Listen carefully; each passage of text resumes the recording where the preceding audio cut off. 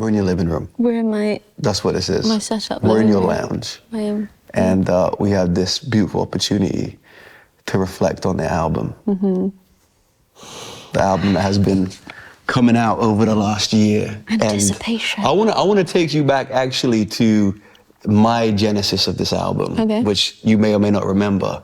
But this is winter 2021, and we're having a conversation like we've had many times before. We've been talking music and we're talking spirituality. And you say to me, I feel like I have so many songs and I have so much to say, but I don't know how to do it. I don't know the right way of doing it, budget, who's it done with, you know, sonic.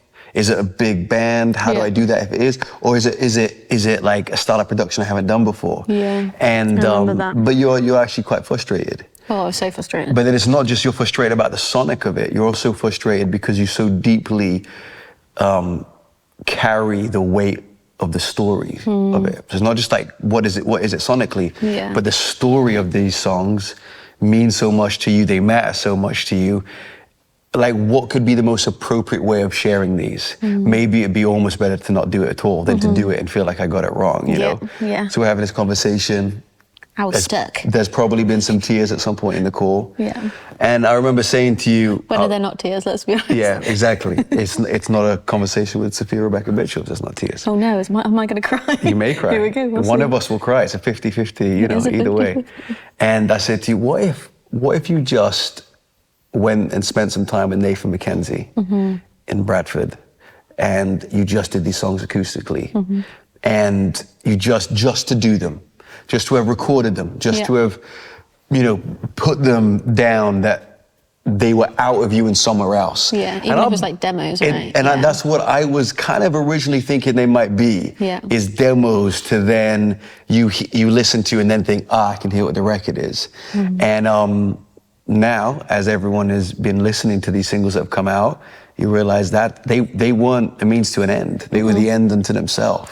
That was the project. And I would love, before we even get into the details of the song, just talk a little bit about even your all right, let's do that. Let's go and be in that environment and record these precious, special songs in that way. What was it that gave you the confidence, or at least the inner permission to say, this is how I want to record these songs? I think I had another friend I was working with before, and we kind of like were getting some demo bits, but nothing felt like it was like hitting the mark of, I kind of was like trying to find song references and figure out kind of like a sound, like that conversation we were having, and I was just like, frustration. And then when you said like, what about just getting them down acoustically and seeing what happens? And it was like, like that's it. Like, it was just a sinking, like, gut feeling of, okay, what if I completely strip them back and just hear them for what they are in their original, purest form? And then when I was with Nathan in the studio and we were getting them down, and there was like tiny added bits of like a little bit of the baritone, or like one of the songs is just, you know, the bass and vocal, and that's pretty much it.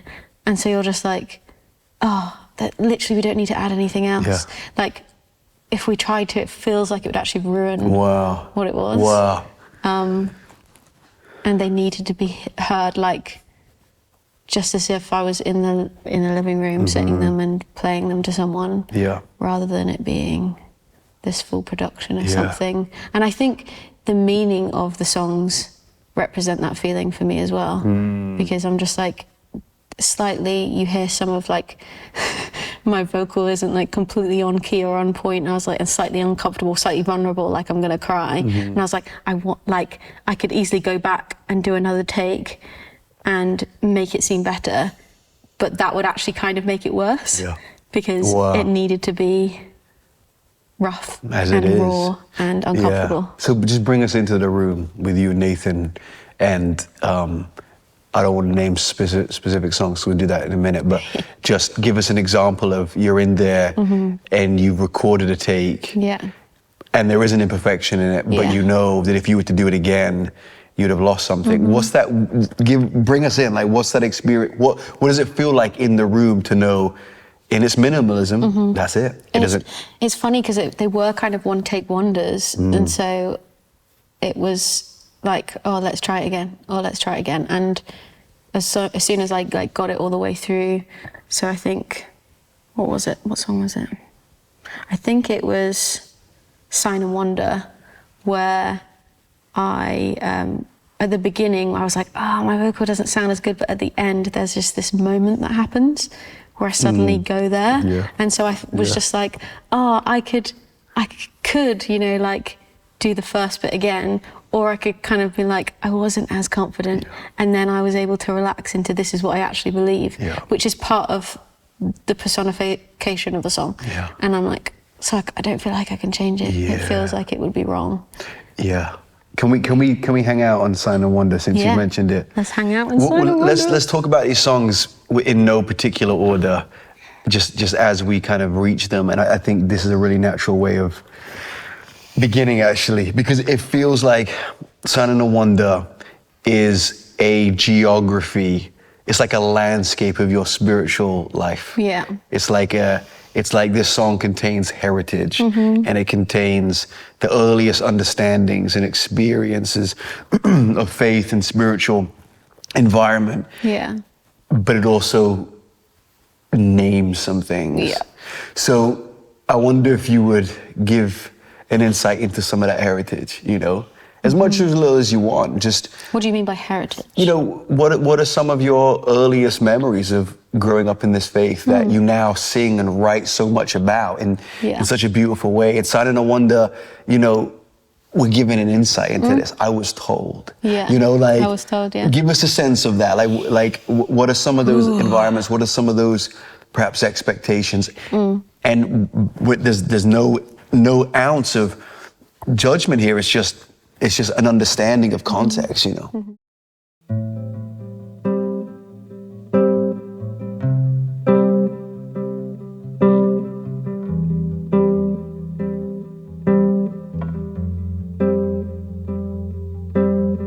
Two steps forwards, 4 steps back. I'm not even here, I'm way off track. You're telling me everything's gonna be fine.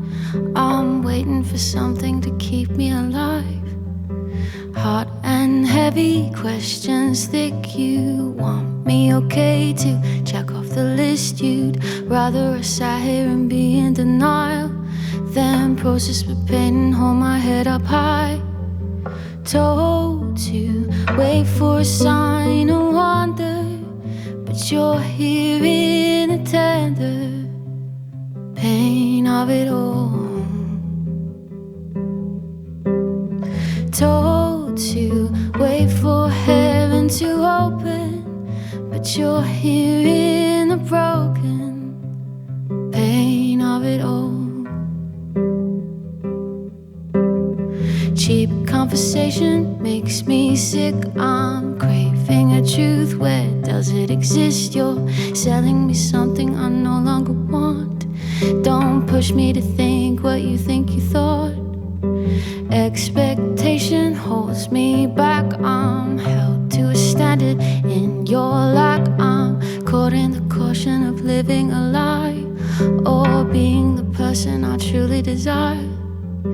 Told to wait for a sign of wonder, but you're here in the tender pain of it all. Told to wait for heaven to open, but you're here in the broken pain of it all. The pain of it all.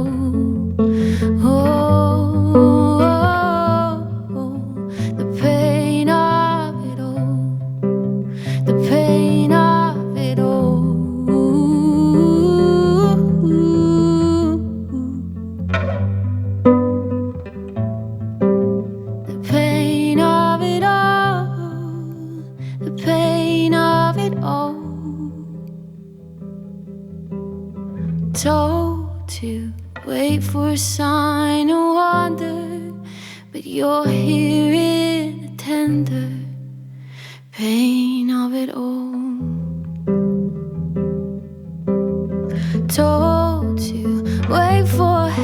to open, but you're here in the broken pain of it all, the pain of it all.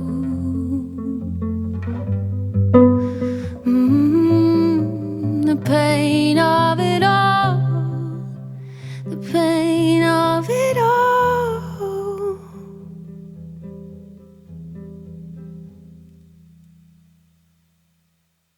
Sign and Wonder is kind of like this beautiful, like, release at the same time of this really, I felt icky, but I needed to get the icky feeling out. And the heritage of it is just kind of like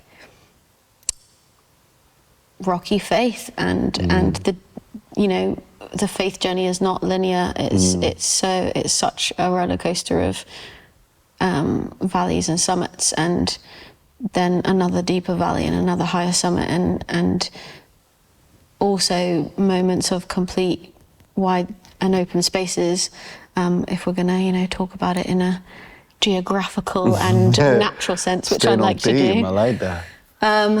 But I think even being in this building, this is the church I grew up in, and it's really significant because, you know, I wouldn't have any faith if it wasn't for me growing up in this building, and for the people who loved and supported me and, you know, shaped my spirituality, but then coming to an age and a place in life where some of those things, some of those pillars no longer stand in the same way, of my own spiritual building of my life. And it's like, okay, well, what does it look like now? And am I allowed to be angry? Am I allowed to doubt? And Sign and Wonder was a state of grief and a state of pain, and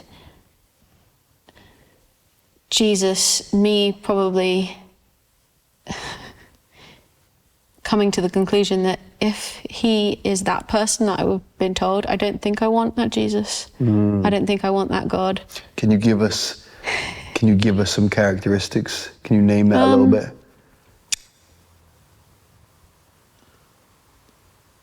Grace, but that's enough. Grace, but grace, but like that. This is the thing. It's like, oh, kindness, but there's always some sort of measurement of grace like, has no but, and it's sticky, and what's hard is that, like, the people, you know, my family that I grew up in and my culture I was brought up in church, they're beautiful, well-meaning people. Like, it's not like they would intentionally cause any harm. They're not that kind of people. But then you realise certain stages of faith, when those moments happen, people have opinions, and people have, this is what's right and this is what's wrong. And I was like, I don't know if I agree with that. And that's an uncomfortable place to be in, but also a really enlightening one, when suddenly the person that I rejected reveals himself and goes, that's not actually who I am. Wow. And I'm like, oh, okay. So you are there, but you're a lot kinder than, not necessarily I was told as kind, but what was actually shown to me wasn't ultimate, like, unconditional love or ultimate kindness of who the person of Jesus actually is. So do you feel, and obviously, you know, we're having this conversation as very long-standing friends, so I have the honor and joy of walking with you, but it'd be interesting to hear more, even in relation to the song. Like, can you see a moment in your timeline where you're like, I did have to reject you, Jesus, I did have to let go of you, because I had to let go of all how you were represented, so I had to let go of you, and I had to feel that. When we as Orphan No More went through the whole journey of losing Esther, and the same week as Esther passed away, my friend Tom was diagnosed with cancer. And so, of course, we're then dealing with the grief and then of diagnosis as well as death. And then you're kind of being like, okay, now we have the hope that that won't happen again, but the reality is it did. And when death is at the door, you're like, okay, cool, I did all the right things and I said all the right things. But there was, I think, a level of kind of, I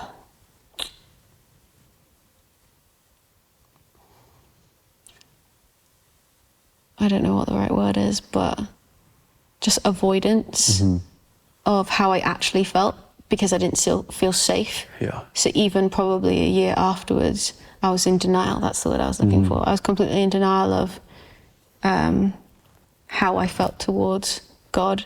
Right. Because I was like, I still, you know, after death, I still believe he is good, and I still, like, it's because that's it was performance for me. It was what I wanted to believe, but it wasn't actually true. And then I got to the point where I was just like, I don't want, if I have to not be truthful, then I don't want God. I don't want Jesus. And I found that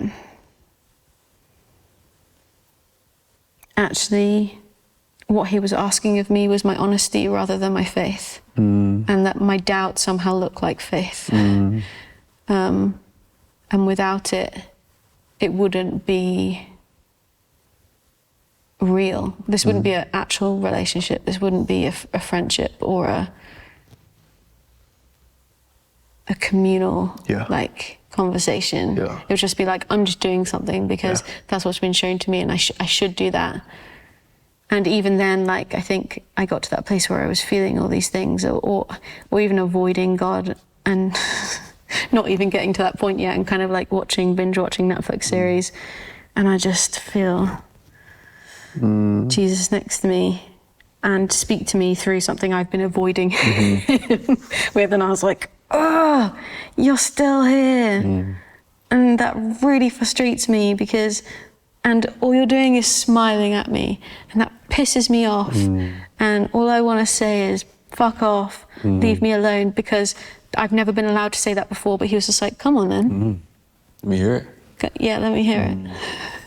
Wow. And I was like, oh, I didn't know that was, I always knew that you were okay with anger, but I didn't really know until I was truly angry and truly full of grief that you were okay with the grief that I hadn't experienced before. Like, there is no bounds. Yeah. Beautiful. For that. Well, when I listen to that song, and I put it many times now, my feeling is you begin by naming this sign and wonder that so many of us grew up around. Oh. There you go. That's just Martin the Moth. He comes and goes. The Moth, he comes and goes. We'll see him See again, you later, I'm sure.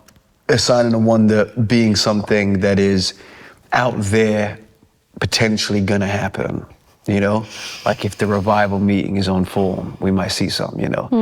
And I don't say that with disdain. I just say that's the environment I grew up around, and I know you did as well. So signs and wonders were this very external thing that may or may not happen.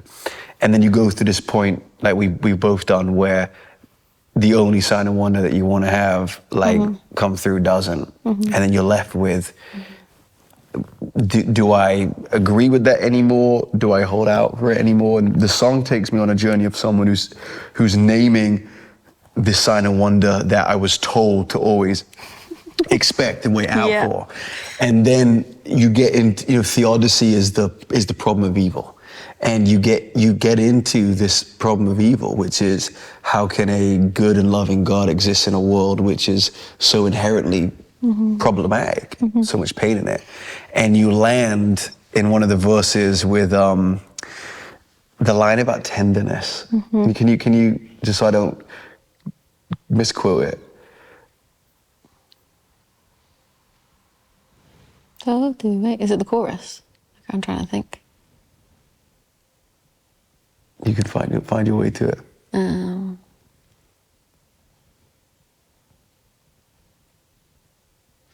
I'm told to wait for a sign of wonder, but you're hearing the tender pain of it all.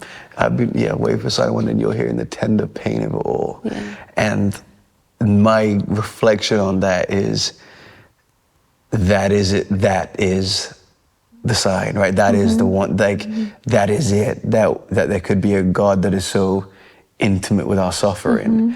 And whilst I was looking out there waiting for this miracle for so long, as you've explained, I missed the one that was here the whole time. And the only one that's going to carry me, because even if our friends had been, whatever word you want to use, even if my friend had been resurrected, like, we're all turning back to dust at some point, you know? Yeah. It's only ever going to be resuscitation, and we're all going to lose someone else. Yeah. And yet that song for me, like, it reintroduces me to the faithfulness of God amongst the broken with nothing but tenderness. And then the ending does feel like, that's why I'm so glad you mentioned it, because my question was like, what happened in that moment in the studio? And you answered of like, I saw something I had to chase, where I had to keep singing, of like, I had to keep announcing it, that you are here, like, this is real. And especially when it's in the line of pain of it all. And it's like the chord at the same time as the feeling of the pain. And like, I had a conversation with a friend the other day about it, just yesterday, about how, like, really the miracle isn't the sign or the wonder that we've been waiting. The miracle is just like the presence of God within the suffering. That's the miracle. And I think as a culture, I struggle with the lack of that, like, being okay, like the surrender of needing the quick fix sometimes. And I feel like, maybe it's personally, but I feel like it's a natural thing that's happening right now with people everywhere, of actually, it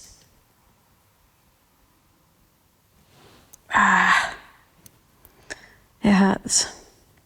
It's not about, like, waiting for a rose to, like, bud so fast. Like, it doesn't happen in a moment. You know, those speed photography things where they've, like, literally waited, like, and photographed, like, a rose bursting over time is actually, like, it's so funny how scripture talks about gardens and about, like, sowing seeds, and it's just like, growing takes time, pruning takes time. Like, we've got this massive bush in our front garden that we've put off for so long, and it's growing, but you can tell it's out of control and needing a good cut off, but we're just like, it's going to take so much time to cut it, because it requires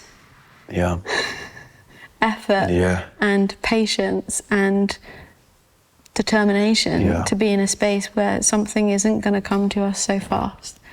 And actually, sometimes it's not what we expect. And so I just feel like Jesus is revealing himself as the gardener again. Beautiful. Beautiful. He says, by their fruit you'll know them. And the problem with an impatient culture is, like, well, fruit is seasonal.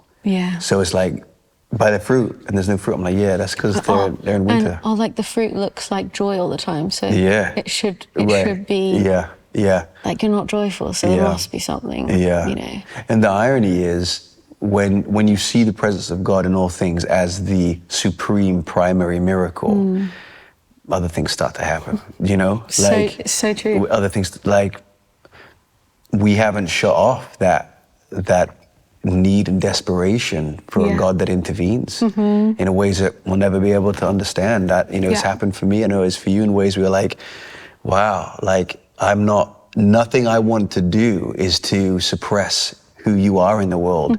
I just want to have a greater eye to see it. You know, Paul prays in Ephesians, may the eyes of your heart to be enlightened, you know, that we'd see him in all things. And I mean, this album's phenomenal. Like, this album, like, thank you, bro. The great spiritual works are usually confined to bookshelves. This feels like the work of, you know, a mystic, that it just isn't categorized in a library, it's in audio, you know.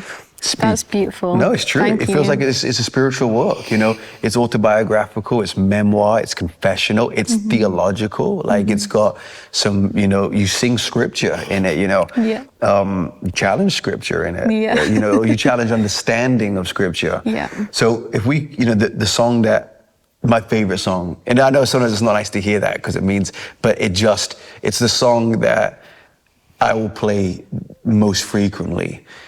For a number of reasons, which I'll get to, is for the most part. 1, 2, 3, 4.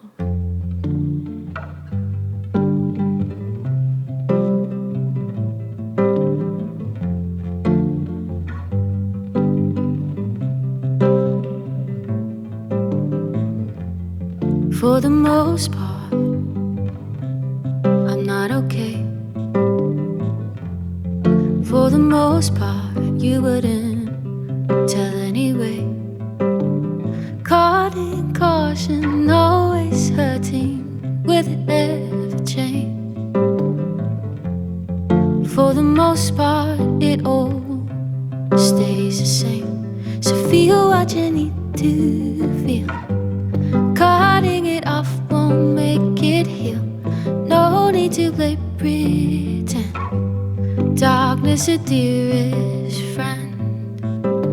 And whether I know, whether I don't, I'll still be hoping and drowning in it too. Whether I know, whether I don't, I'll still be hoping and drowning in it too. For the most part, I'm here praying. For the most part, I don't know what I'm saying. I've imparted all my profit, everything's at stake. For the most part, oh, I'm still staying. So feel what you need to feel. Cutting it off won't make it heal. No need to play pretend. Darkness, a dearest friend. So whether I know, whether I don't, I'll still be hoping and drowning in it too. Whether I know, whether I don't, I'll still be hoping and drowning in it too. 'Cause I'll be here, resting in the hurting, far from the surface.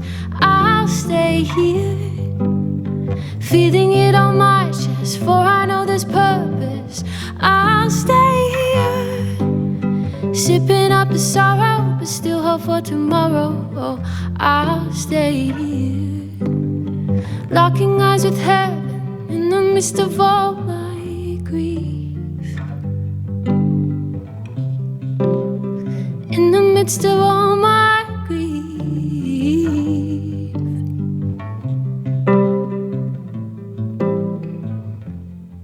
For the most part, I'm not okay.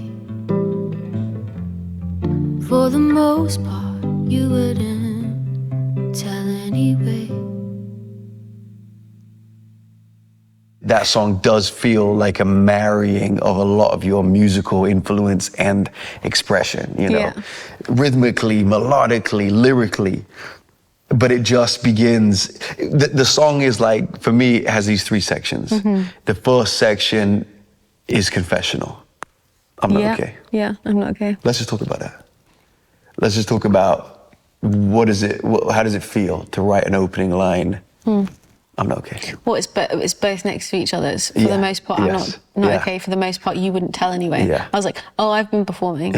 You wouldn't know that I'm not okay. So you're saying I'm not okay, I'm not but okay. I'm also, don't be shocked. Because I understand why you might feel shocked hearing that. I've done everything I can for you not to recognize that. Is that what you're saying? Yeah. Or even to myself. I'm like, oh. Oh, you're saying even to yourself, I haven't given myself permission for me to acknowledge it. Wow. Yeah. But I think definitely a mix there.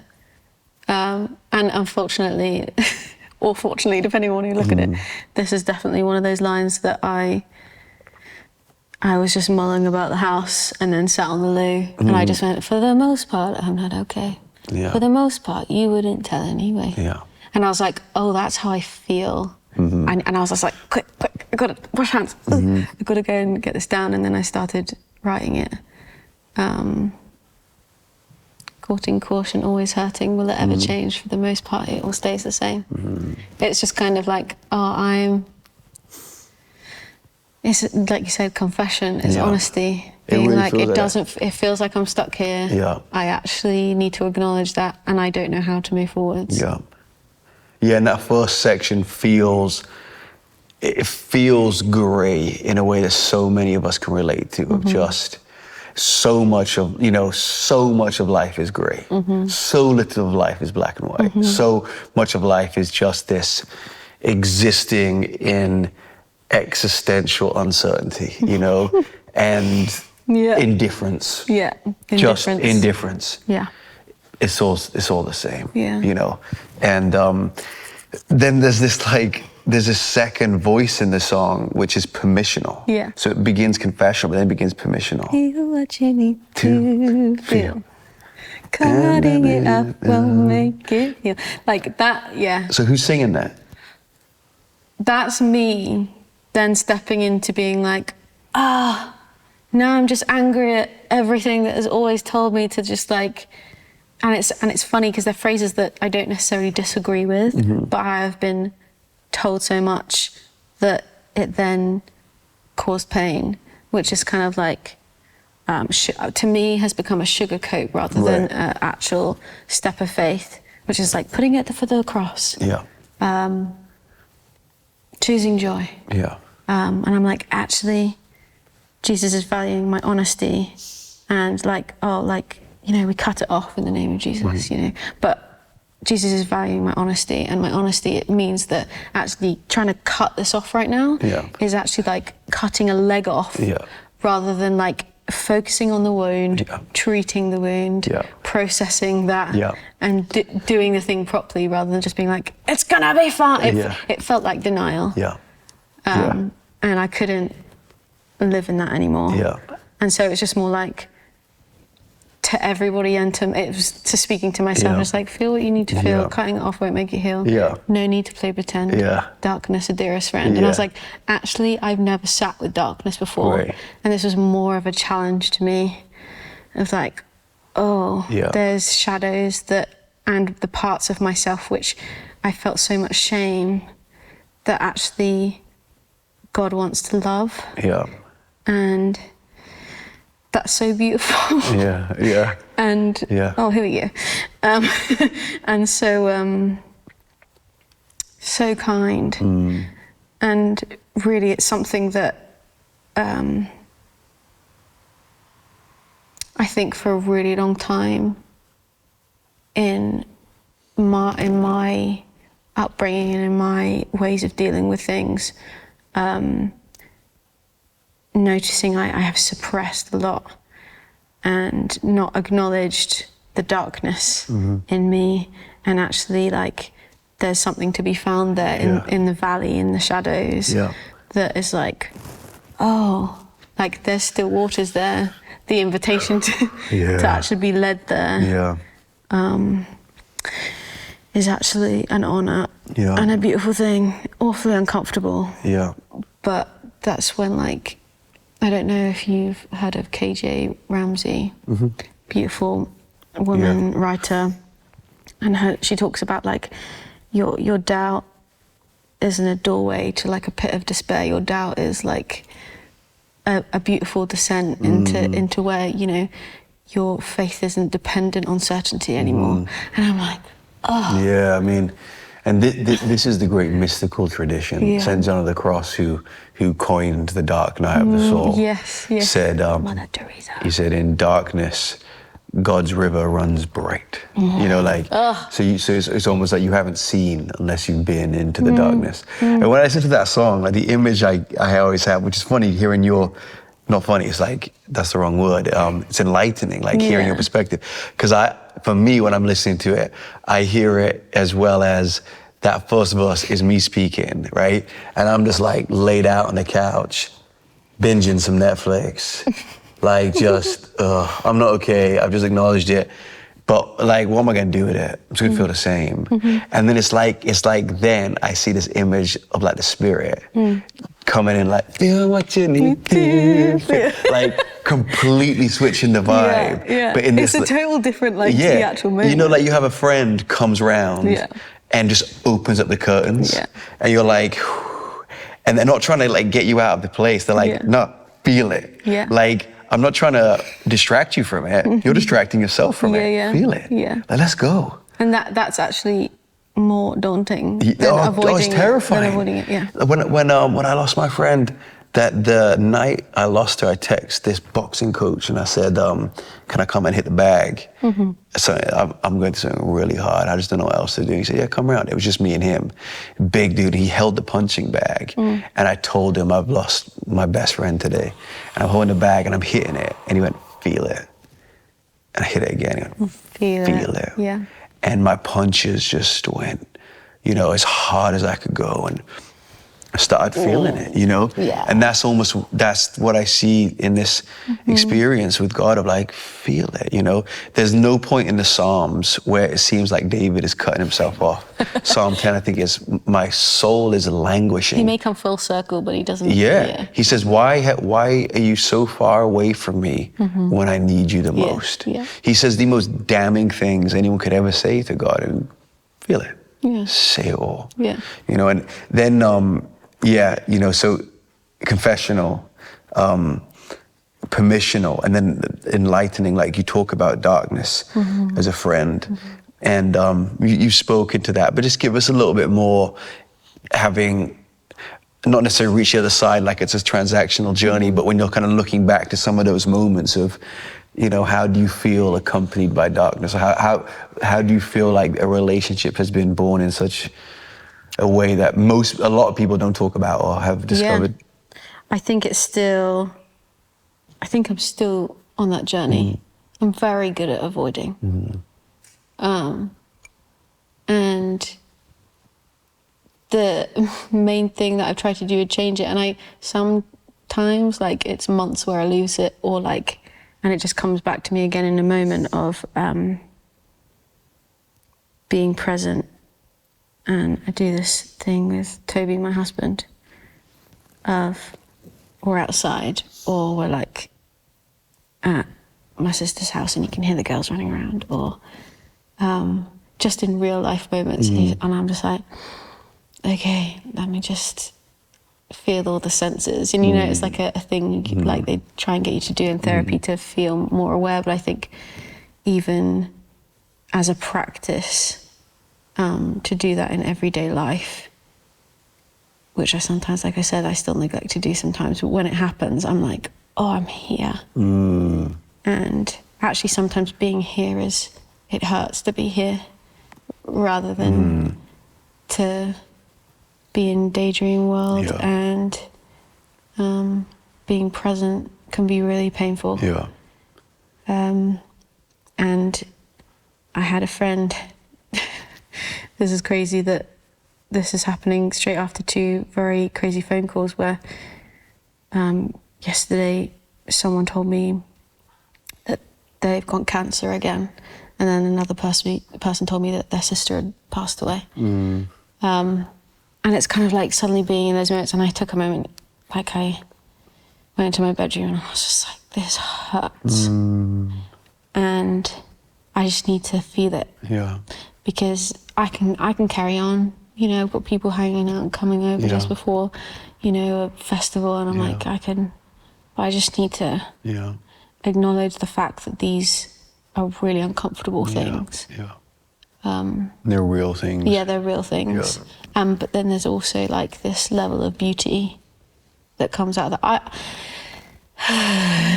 I'm desperate to do more with things that I eagerly hyper-focus on. And I'm like, oh, I love the sound of breath work. I need to do breath work more. But as a singer anyway, I know like you know, and I do some before like vocal exercises and stuff. But to actually be acknowledging to my breath and to the feeling of, you know, those kind of things and practices that I long to have in my life, I'm still on the journey of, I'm not there yet. But I would say that's the one right now, is just being present even when it's painful, being, you know, in the room, even if you want to be out of the room. Yes, that's good. That's where I feel like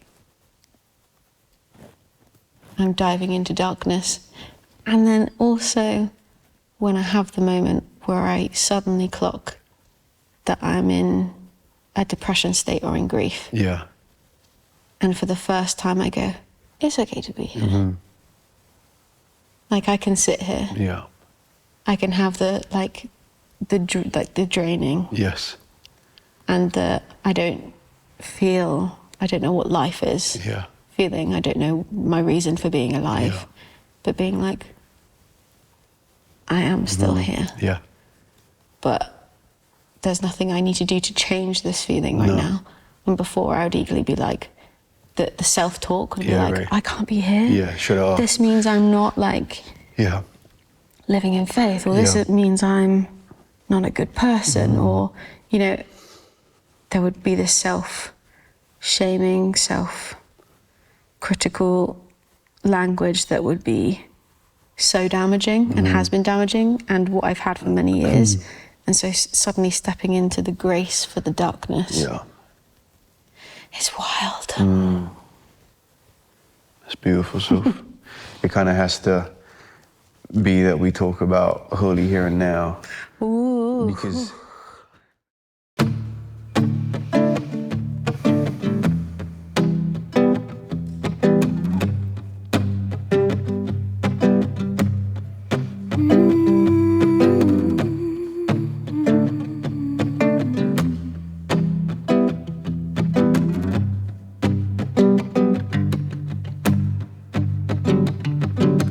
Right here and now, close your eyes and breathe.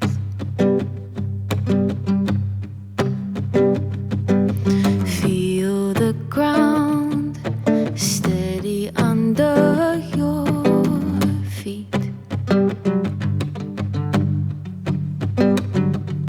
If questions come, acknowledge them and bring yourself back to your breath.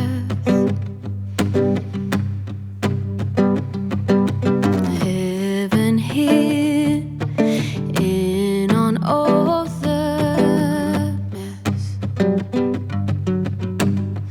Oh, it is holy here and now.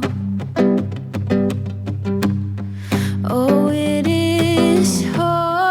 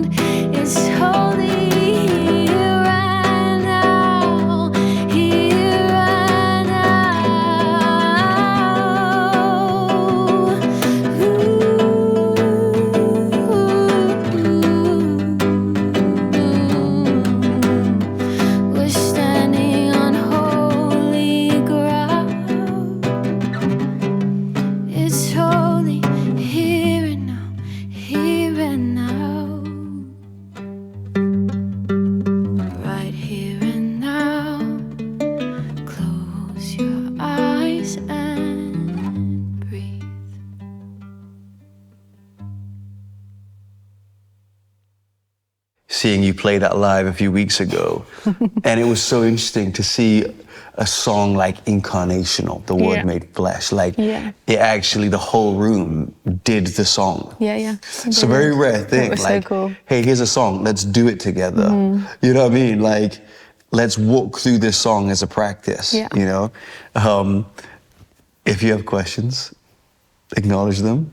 Come back to your breath. It's literally leading people through meditation onto this like exclamation that this moment is holy. Like this moment is sacred. And there's a theologian who said, you know, the cynic says, where is your God? And the mystic replies, where isn't he? You know, like... I love that so much. You know, like, where is your God? Yes. Where isn't he? You know? And that's where the song leads you. Like, meditate not as some elusive, abstract concept of like just losing your mind somewhere, but of becoming completely centered on the presence of God in such a way that it's impossible to find a God-forsaken place, you know? Give us, like, how did a song like that come to be? You know, like a song that feels so rich and intentional. So rich and intentional, it felt like complete fluke. It's so funny.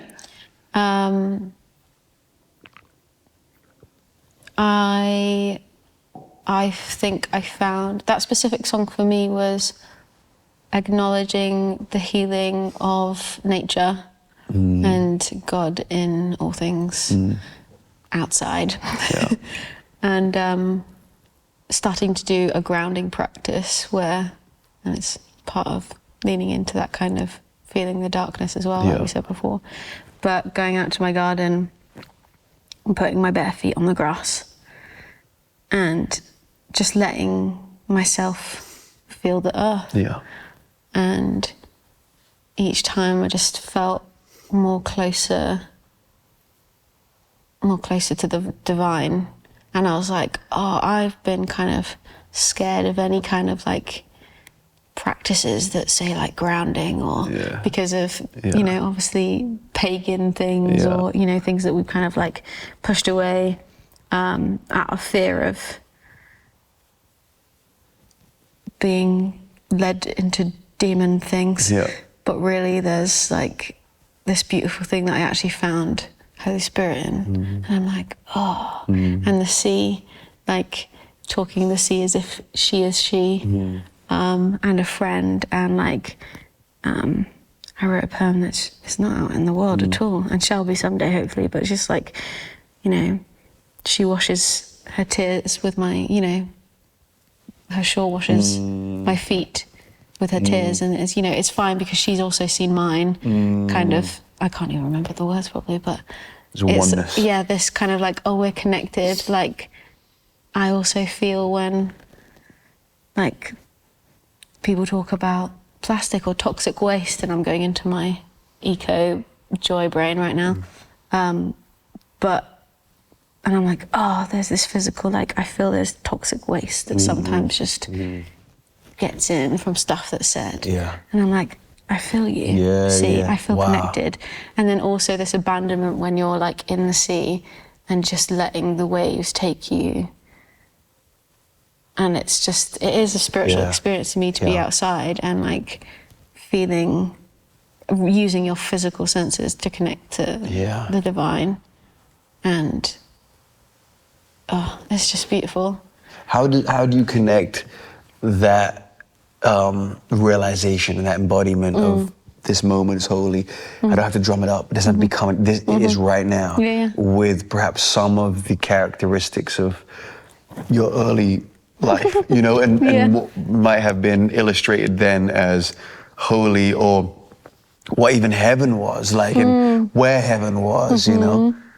Do you feel like, you know, is that a journey you can see where you're like, oh yeah, I used to think something was here and now it's here? Like, describe that. This feels like, I don't want to feel controversial for controversial sake, but I feel like before my opinion of things like that were very black and white. And now I'm like, okay to not know. Like, the lack of knowing somehow, or like I love just chatting about it, but like the lack of I'm just like, I don't know what heaven might be like now. Yeah. But I'm just like, I'm actually experiencing heaven here. Yeah. So, and I didn't know I could do that before. So that's new, like stuff like that that's coming about. Totally. And I'm just like, actually not knowing is really, really like beautiful. Yeah, no, totally. And you know what I mean? Yeah, absolutely. And because Jesus set so much up for us to be so confused about, you know, like the kingdom is here. Yeah. The kingdom is within, the kingdom is coming. Yeah. Like leaning in and just surrendering to the whole mystery. Yeah. I'm like, I have no argument against you because I don't feel the need to know. Yeah.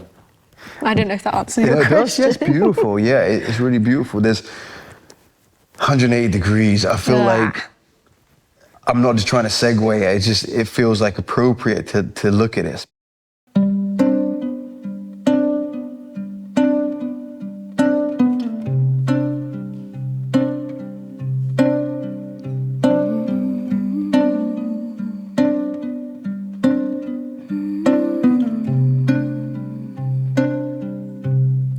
The truth is I'm spent, caught in a summary of life events. The truth is I'm torn,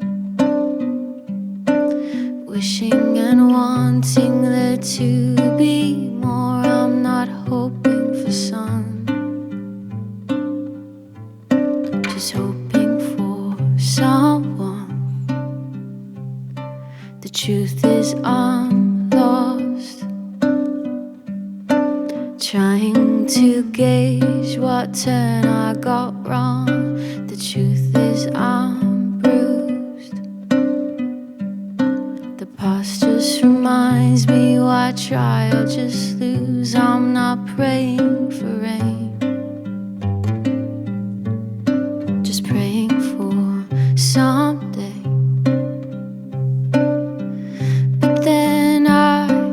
Turned around 180 degrees and you're standing right next to me. Oh, I've always been found in the presence of reverence, lacking calamity.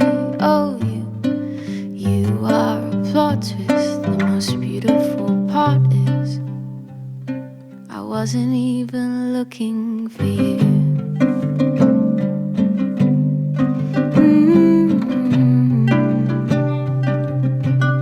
The truth is I'll be fine, just learning the absurdity of that is life.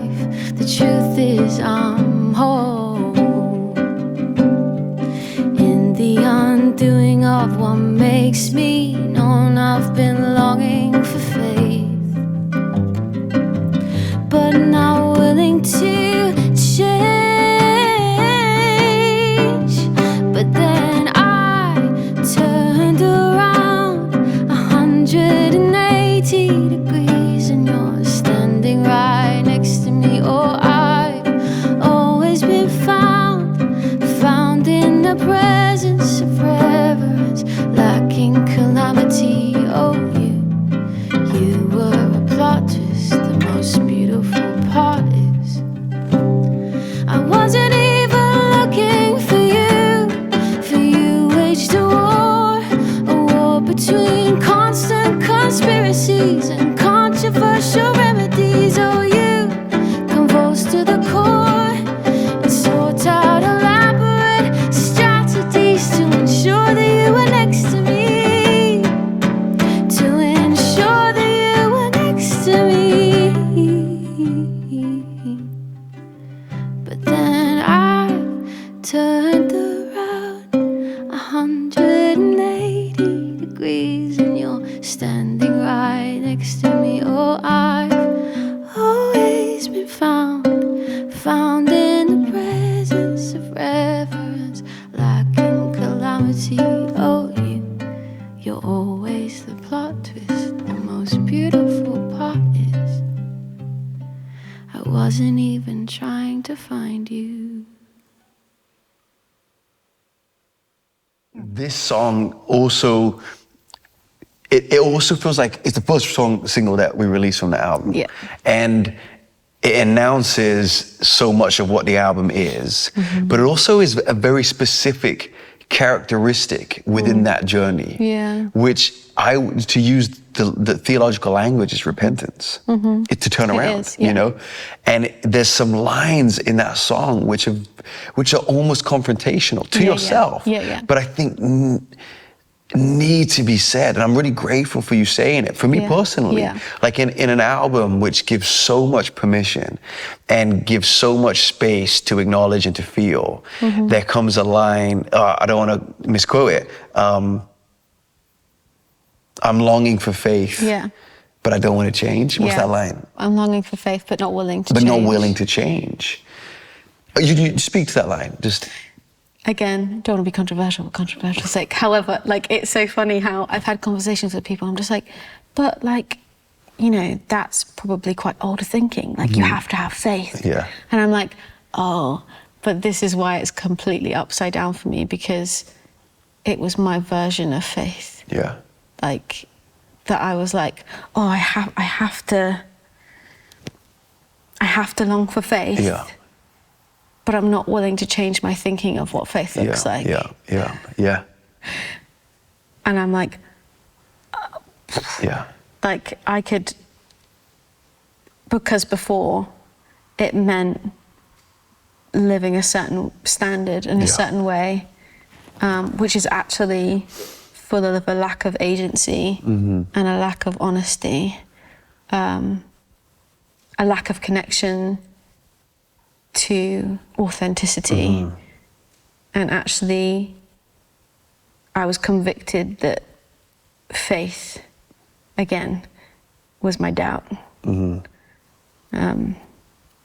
My lack of understanding was my faith. My longing for something actually true is what faith is. I'm like, I want truth.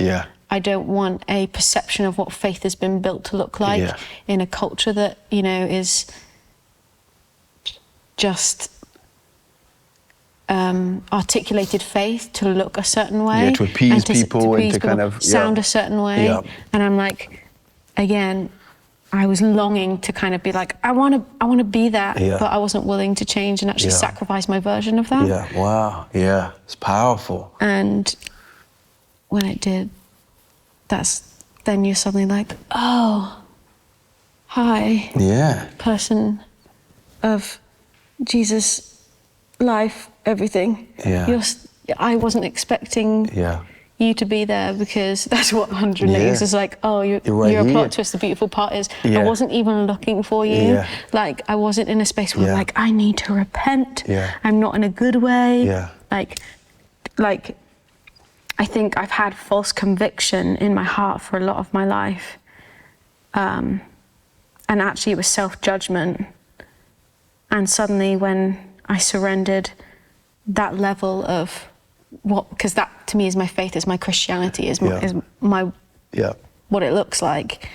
And then once that had dropped, that's when I was like, oh, this is what repentance really looks like. Is me having self-love. And that's obviously overused and over... becomes not controversial, sorry. Well, it could be used to the point it means nothing. Yes. It's just so, you know, it's like, what are we talking about? Yeah, but I'm hearing what you're saying. And self-care. I think, that whole Luke 15, the whole passage of, you know, the lost sheep, the lost coin, the lost son, is absolutely like a radical tale of self-acceptance. Oh, yeah. Radical. It's how does one move from the pigsty to becoming a prince? You turn around. Like, and you turn around and you see the father that has been there the whole time. Like, it's incredible. There's no point in that story where the son is, you know, beaten and judged, is just radically accepted. But there is this agency, there is this choosing to turn around. That's the only thing that's required. You know, we talk about like, I've talked about so much with you, but like T.S. Eliot's Little Giddings, and one of the final stanzas is, we will not cease our exploration, but we will arrive where we started and just know it for the first time. And so in that song, I hear you kind of proclaiming these truths that you probably grew up around on your walls. For God so loved the world, you know? Completely. I came looking for you. You know? Like, we love him because he loves us. Like, you initiated this. You know, these truths that are like, have to be like recommitted completely. after a process of authenticity. And that's something I just love about this album is you are holding on to an orthodox faith, like, you know, like an ancient faith that decrees everything we talked about in Sign and Wonder of like the God who is with us despite it all. But you are not short-circuiting or like, you know, what's the word? You're not cheating yourself out of the journey to get there. You're like, I can arrive to that point of deep solace and revelation having only announcing the truth of my journey. And you're giving every person who listens to it, myself included, like permission to go on that journey with you. I think it's an interesting place to be in because I think it's not well received or understood or well held in our culture to have this experience. In most church atmospheres, there is a fear that because people are going through a valley or in a place of doubt, that they're falling away. And actually, I think it's a beautiful discovery and walk of finding true, authentic faith. And when the word is permission. And I think sharing this, that's what I want to. That's what comes through massively. You know, I think of when Jesus says, you know, many will come to me and tell me all the great things you did. I raised the dead, I healed the sick. Like, and I'll say to you, I didn't know you. I didn't know you. That's so poignant because he's like, I just wanted to know you. I actually just wanted to know who you are. Like everything else is a footnote. Anything else that happens in your life, I leave or take it. I wanted to know you. And this album is like you saying, I am choosing for the knowing to come above everything else. And you're not getting rid of that stuff. But you're saying, I'm not going to sacrifice it for feeling truly known by God. Martin says, many men and women, you know, exclaim, God doesn't speak to me, forgetting that God doesn't know how to speak to shadows. Why won't God speak to me? He doesn't know how to speak to shadows. Like, you know, like he can only speak to the truth of a person. Like, and here you are, like with this album. And I think the reason it's so revelatory and it's so rich is because we're being let in on this two-way conversation. You know, can I do one more song? Can we look at one more song? Utter Otherwise.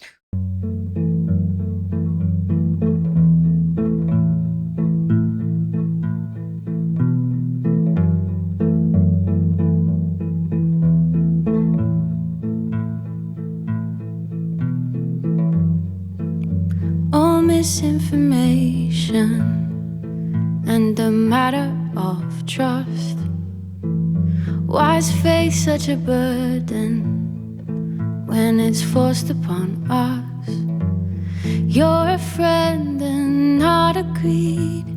All hell would agree, yet would utter otherwise.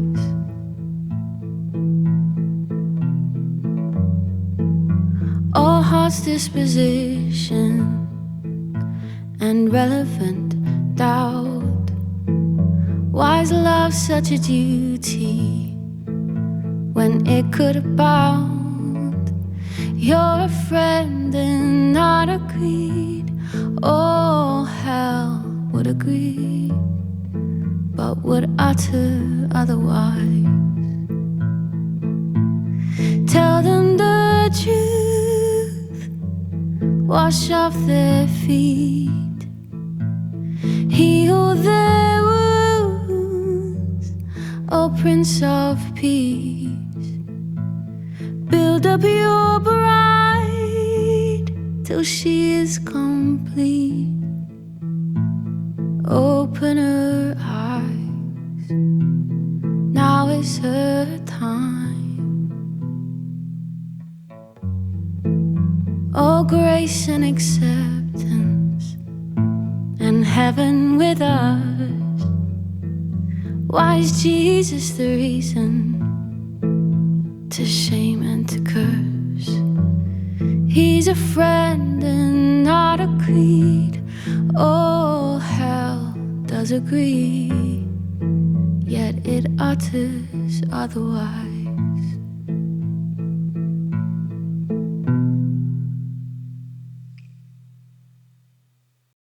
First off, the electric guitar on this song is stunning. That's, again, like a song, an album that's so minimal in its production, but it feels very intentional in its production.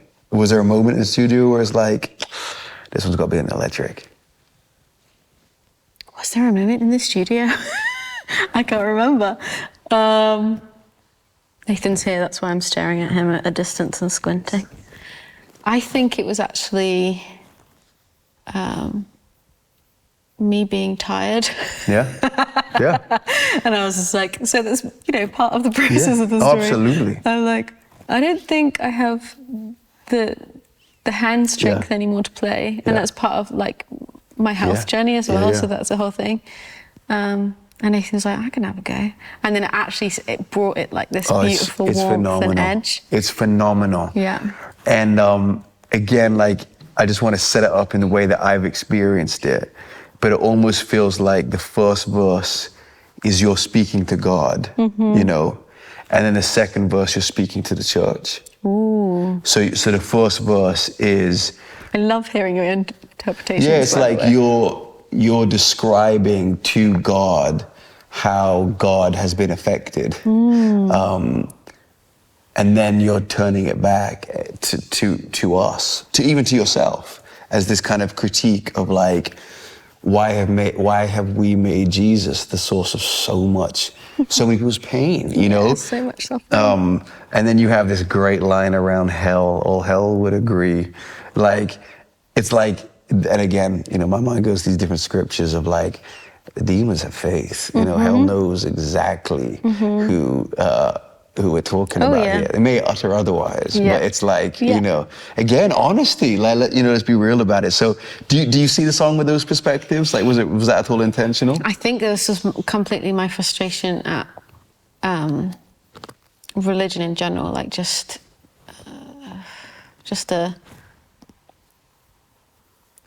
it came out very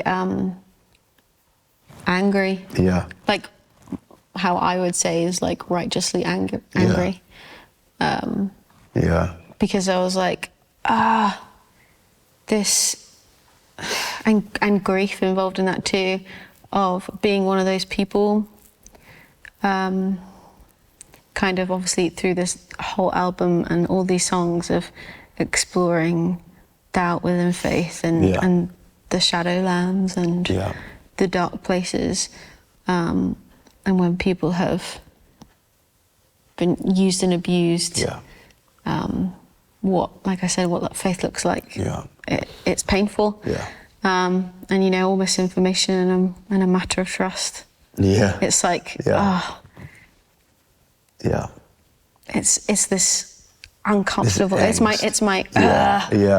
It's amazing how like beautifully you're able to express that. That's so funny. And the song, it ends. It's like the whole album ends with the most Christian church phrase: "Prince of Peace, build your bride." Yeah. And like I tear up with that line because it's so familiar. Yeah. And yet it's after everything you've spoken about in the album. There's no other way of saying it. I want to see it written on like an old school Anglican church banner that hangs on the windowsills, Like in here. Literally, Prince of Peace, build your bride. So there's no better way of saying it after everything you've said on the album, after everything you've been through, after everything that you're able to critique, prophetically critique, poetically critique. Your last phrase isn't an angry shot at someone, and it isn't a self-depreciating word. It's directed towards Jesus, and it's Prince of Peace. Build your bride. Build your bride. It's just like, it's like holding that kind of like tension between, well, really, this is the prayer. Yeah. Because we can't end up being Pharisees. Yeah. Like we can't, like, and it's so hard having moments of sitting at the back of church, kind of going through this experience and like being in tears and being like, there are beautiful, well-meaning people in this room, but I think we've got it wrong. Yeah. And my prayer and my hope is not to leave bitter, but to pray that, you know, the Prince of Peace will build his bride again and open her eyes again, because these are still his people. The Pharisees were still his people, but he had to go in and flip a couple of tables, which I kind of think this album is a little bit. But I'm okay with that. Yeah, it's beautiful. It's beautiful. And I love that it ends acknowledging him as the builder, not us, you know, of like, we can't do this. No. So I just want to ask, my last question was, what's your hope? And you've answered that so beautiful, so I'll ask you it again. It's that, you know, I'll just close by saying that I think you achieved it. I think you've done it. And if I go back nearly 2 years ago, you know, us had, nearly 2 years ago, us having that conversation, it's like, here we are, like the album is done. Yeah. And it's, you know, the album's making its way out into the world, and it is exactly as it was meant to be. And you have bravely and beautifully shared so much of your journey. And I remember saying to you, I've had this chat a few times with you, but there's certain artists that you're introduced to, and you're introduced to them in simplicity. Yeah. So for me, 3 artists would be Foy Vance, Noah Gunderson, Some of the faves. Civil Wars, like you know, Eddie's Eye. That is the defining relationship with them. All that other stuff, incredible production, but it was like, I got to hear you. And I think this, although you've released incredible work before now, I think this album is going to be people's introduction to you in a way which 10 years from now, you know, few more albums and a book having been written will be like, it was that album which changed something for me. And thanks, bro. I'm like, you've done it. Yeah. It's nuts. This is it. That's cool. I love hearing you say that and have that perspective, because that's like, that would be the hope. It's true. Yeah. Love you. Love you, bro. Hugs. Finish the tea.